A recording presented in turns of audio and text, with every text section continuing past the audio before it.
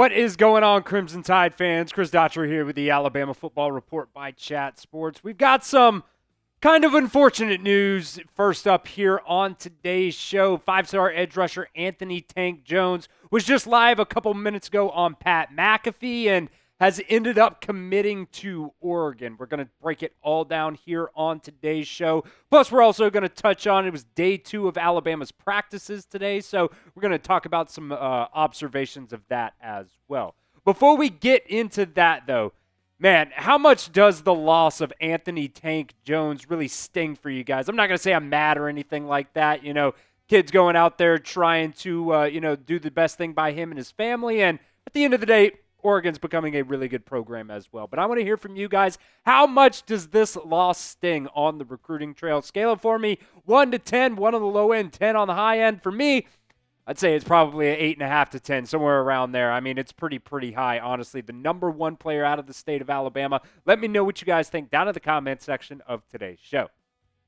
All right, let's just break it down real quick before we get into some other stuff here. Like I said, the number 1 player out of the state of Alabama. It's still like you still got 3 of the top 4 players out of the state of Alabama. So while this one does sting, and I think it should sting for most people, it's not the end of the world at the end of the day. You still, I mean, if Alabama were to have gone out in this 2026 recruiting class and land 6 5-stars, that would have been absolutely ridiculous with the revenue sharing in NIL, all the different things that are going around right now, having to allocate those funds and really budget, something that, coaches in college football haven't really had to do ever. So, I mean, it's fine, honestly. You got Xavier Griffin, the number 2 player out of the state of Georgia.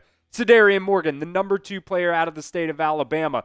Jordan Edmonds, the number 3 player from the state of Georgia, the number 2 cornerback. I mean, this is an insane group of kids right here. Jaira Edwards, the number 4 player out of the state of Maryland as well. And then E.J. Crowell, the number 2 running back. I think you couldn't really be upset about this group of kids right here. And when you're talking about Alabama's defensive line class as well, you got Jamarian Matthews, Kamarian Johnson, J.J. Finch, and Nolan Wilson. That's 2 players right there that are in the top 100 in this in the 247 Sports composite rankings there. So, while you would love to go out there and have gotten another 5-star in Anthony Jones, at the end of the day, you're still sitting in a pretty decent spot. And you also have to think of as well, Elijah Golden is set to make his announcement on August 9th. So maybe with the loss of Anthony Tank Jones here, Alabama goes out there and they make a really big push for Elijah Golden. Maybe they up his offer a little bit as well. So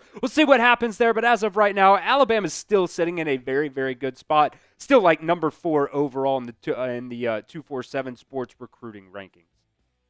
So grade Alabama's defensive line class here for me. A, B, C, D, or F. Let me know what you guys think. I think it's either an A or a B. You got 2 top 100 recruits in that class. And then, honestly, I think Kamarian Johnson is super underrated. We'll see about J.J. Finch. I really love his, body size as well. And if Alabama gets Elijah Golden, I think at the end of the day, that goes up to an A. But I want to hear from you guys down at the pinned comment of today's video. Grade Alabama's 2026 defensive line class. All right, next up, we're going to be breaking down day 2 observations from Alabama's practice. We did some stuff yesterday, so if you guys missed that as well, you can get down there and, go check out that video as well. So we're going to break that down here in just a little bit, but first, want to give a shout-out to our friends over at Fanatics. You guys can get this Alabama quarter zip today. It is an extremely good price. It was $90. Then it went down to $55, and then now it is on sale for $45. Just go to chatsports.com/BamaQTR Just the letters QTR zip because it's a quarter zip here. I know it's the summertime still. I know it is very hot still right now, but the best time to get your winter gear is actually when it's hot because that's when that stuff goes on sale. So get down there and get that Alabama quarter zip today. You're definitely going to need it once it gets a little bit cooler. All right, let's get into some practice observations here. First up, let's talk about the offensive line. This is definitely going to be one that we're going to continue to update you guys on because it's probably the biggest outside of the quarterback position battle on this entire team right now between Cam Dewberry and Geno Vandermark at that left guard position. And yesterday, we saw that Geno Vandermark was actually out there working with the ones, with Caden Proctor, with Parker Brailsford, with Jaden Roberts-Wilkin-Formby at right tackle there. Today, I told you guys yesterday, it's going to switch up completely. They're going to work these guys in and out. That's how position battles go. So Cam Dewberry today working at that left guard spot with the first-team offensive line. What was very interesting, though, was kind of what that second-team offensive line looked like. Yesterday I think were probably on one of those fields that were a little bit further away, so you couldn't or the Alabama media couldn't really see, exactly who was working with who. But second team here, Jackson Lloyd, Michael Carroll, the two freshmen working at those tackle spots, and then Olas Alinen as well working at that left guard spot. Olas might be one of those guys that it's like, kind of that Geno Vandermark role from last year where he was kind of the next guy up depending on, who ended up going out. I think Olas Alinen is a guy that's just continuing to get better and better and better as well. But then you also had Geno Vandermark actually working at center as well. And you saw last year he kind of went in and out every now and then when Parker Brailsford went out. I know the first 2 plays of the season or something like that. Parker Brailsford helmet came off, and Geno Vandermark had to go out there and play center for a play.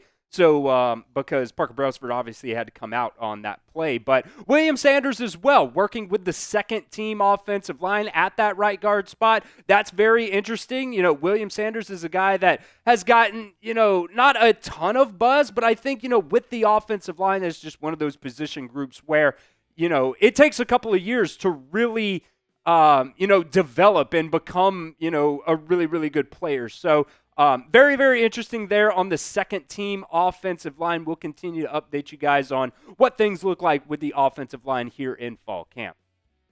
Make sure you guys are subscribed right here to the Alabama Football Report as well. We're going to continue to do these, fall observations, practice observations. If injury news happens, we'll put out videos for you guys on that as well. And then when recruiting stuff happens, we'll also keep you updated on that as well. So do not miss out. Hit that sub button. Our next goal here is 26,500 subscribers, 266 away. So stay up to date on all things Alabama football related. Hit that sub button for me at youtube.com/@RollTideTV.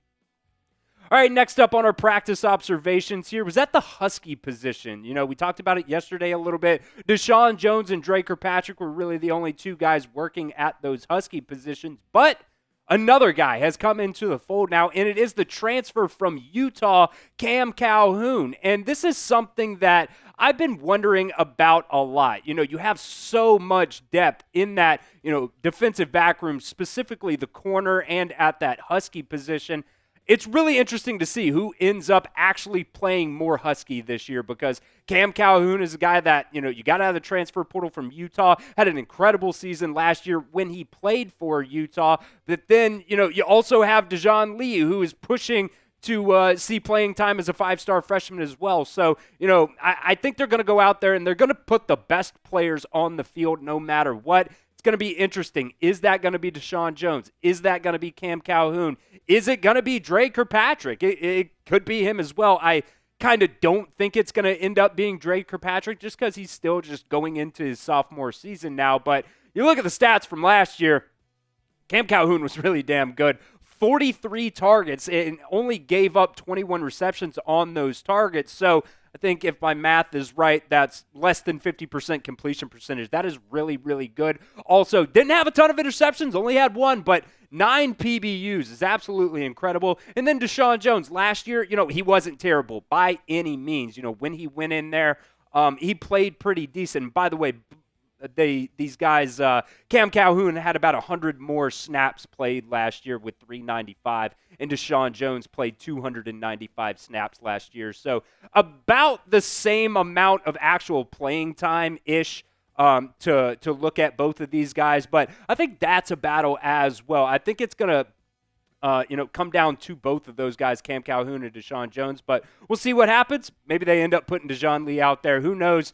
Kane Womack has shown that he is willing to play guys where, he thinks they need to be played. It does not matter if they're a freshman or anything else like that. So we'll continue to, follow this Husky battle, and it might be something that also goes into the season as well. So let me know here in the comment section of today's show yet again, who do you guys think will be the starting Husky for Alabama this season? Type DJ if you think it'll be DaShawn Jones. Type CC if you think it'll be Cam Calhoun. Or type DKJ for Dre Kirkpatrick Jr. down in the comment section of today's video.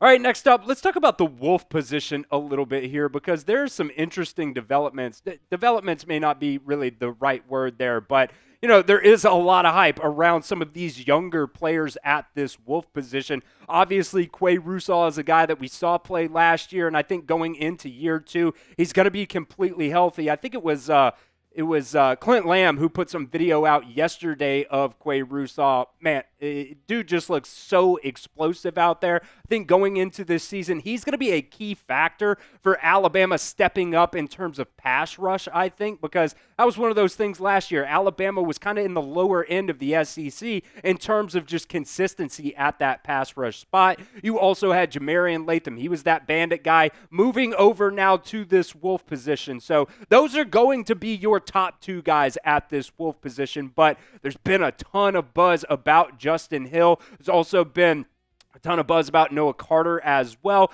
I still kind of fall into that category of I think Yanze Pierre is going to be that third guy, and whether this means anything or I'm just reading tea leaves that just absolutely are not there. A lot of the videos that I saw yesterday of the Wolf guys and today as well, Yanze Pierre is just, he's going through some stuff, but every single time there was a video, he had his helmet off and he was kind of, off to the side, getting some water or something like that. So not saying that means anything whatsoever, but maybe he's got some soft tissue stuff and he's just kind of taking it light here at the first couple days of fall camp. But it'll be very, very interesting to follow Justin Hill because this looks explosive. He looks as ready to play in the SEC as any freshman that Alabama has right now. So is there an opportunity that Justin Hill can go up there and jump up to that Wolf number 3 spot? We're just going to have to see. But, Quay Russaw, Jamarian Latham are your top 2 guys right now. We'll continue to see who that third guy might be in Alabama's Wolf room.